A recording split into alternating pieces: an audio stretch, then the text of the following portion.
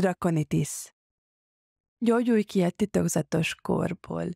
Tegyél a jól létedért, hogy a céljaid beteljesedhessenek. Szia! Deli Mózesi Dorottya vagyok, Dorka. Ebben a mai videóban a Drakonitisről fogok neked mesélni. Egy olyan betegségről, egy olyan korról, ami engem is érint, és azt gondolom, hogy téged és mindenkit, aki eddig a világra született. A Drakonitis egy olyan betegség, amit azt gondolom, hogy te is tapasztaltál már magadon. Fáradékonyságot, feszültséget, idegességet, lobbanékonyságot, azt az érzést, hogy másmilyen lennél igazából, de mégis úgy reagálsz a dolgokra, hogy nem szeretnél. Érezhettél magadban már fájdalmakat, feszültséget, betegséget, vagy érzelmi lemerülést, vagy olyan életérzést, hogy valakikkel, másokkal a kapcsolataidban nem vagy megfelelően boldog. Vagy beszűkültséget mentális képességeidben, vagy abban, hogy ahogy gondolkodsz a dolgokról, az nem téged támogat. Ez mind-mind a Drakonitisnek az oka. Illetve mindennek a hátterében a Drakonitis áll. A Drakonitis egy betegség, ami ellen semmilyen vakcina, gyógyszer vagy maszk nem hat. Viszont hat ellene a gondolkodásmódformálás és az életminőségváltás. Az életminőség, amiben elkezdünk odafigyelni arra, hogy érezzük magunkat, és tenni önmagunkért. A Drakonitis nem betegség. Persze azzal kezdtem az előadást, hogy egy betegség, de valójában igazából nem betegség.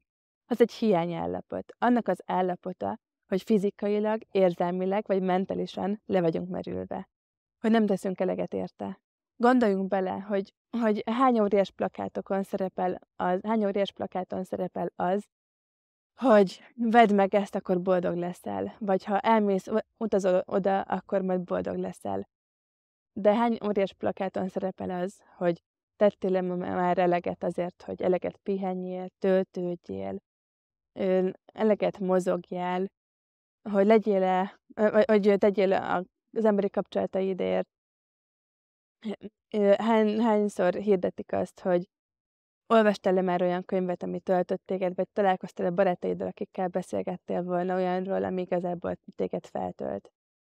Mélyen hiszem, hogy nincsenek rossz tulajdonságaid. Egy sem.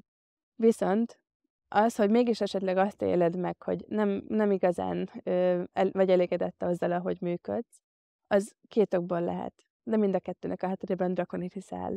Az egyik az, hogy elserkányosodtál. Hogy azt az érzést kezdted el magadban érezni, hogy nem úgy működsz, nem olyan vagy, amilyen igazából lenni szeretnél. Hogy az általános jóléted állapota az le van csökkenve, és ezért feszült, ideges, lobbanékony vagy, tehát úgy viselkedsz, hogy igazából nem viselkednél. Ez az általános jólétednek a hátterében áll akkor a Drakonitis. A másik fele pedig az adottságaidnak a kibontakozása. Hogyha valaki jól érzi magát a környezetében, akkor az állapot az számára egy produktív, egy alkotó, egy jó adottságcsomagot hoz létre. Az az ember, aki például jól érzi magát a bőrében, meg olyan közegben van, ahol jól van. Például egy irányító ember, az remek vezető lehet, és nem egy rémes diktátor.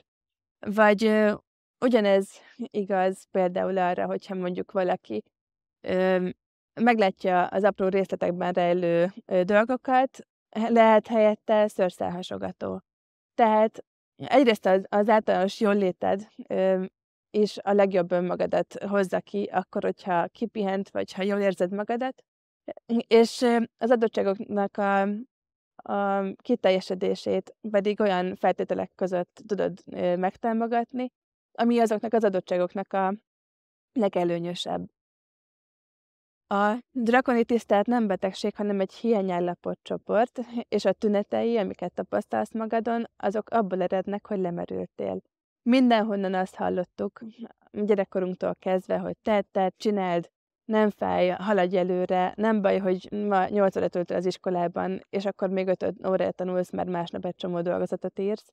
Nem baj, hogy éjszakázol folyamatosan, nem baj az, hogy nem mozogsz, nem eszel jól, nem törődsz a kapcsolataiddal, és így tovább, mert a feladatokra kell koncentrálni. De mostantól kezdve meg kell változtatni a gondolkodásmódunkat, és tenni azért, hogy első helyre az kerüljön, hogy jól legyünk. Mert akkor tudunk eredményesek lenni a munkánkban, a céljainkban, az önfejlesztési céljainkban.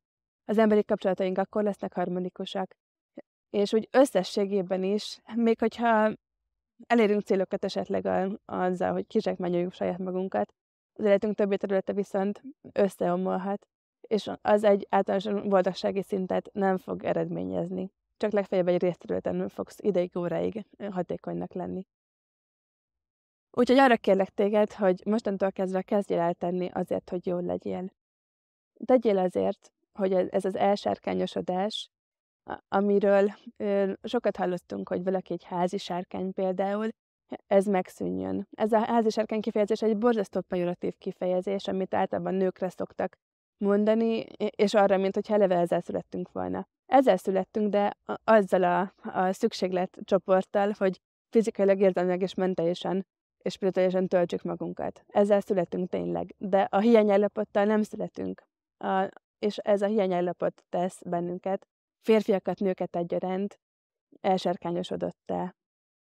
Úgyhogy mostantól kezdve tegyünk azért együtt, hogy egy olyan életet éljünk, egy olyan világban éljünk, ahol az emberek kiegyensúlyozottak, ahol olyan dolgokkal foglalkoznak, amik igazán fontosak számukra, ahol az adottságainkat ki tudjuk bontakoztatni. Mert nem mindegy, hogy bekebelez bennünket a sárkány, átváltozunk sárkánnyá és tüzet okádunk, vagy sárkánylovassá válunk. Váljunk sárkánylovassá. Hozzuk az előnyös oldalunkat ki magunkból, és emeljük az előnytelen oldalunkat is az előnyös oldalra át. És éljünk kiteljesedett és boldog és szeretettel életet. Köszönöm szépen a figyelmet, örülök neki, hogy megnézted a videót, mert azt gondolom, hogy ezután kicsit talán már máshogy fogsz tekinteni az életedre.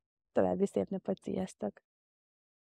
Ha tetszett a videó, kérlek nyomj egy lájkot, iratkozz fel a YouTube csatornámra, és kapcsold be az értesítéseket, hogy mindig tudd, ha új tartalom kerül fel. Kövess Facebookon és olvasgasd a blogomat. Látogass fel a honlapomra, ahol írásokat, előadásokat és kurzusokat találsz.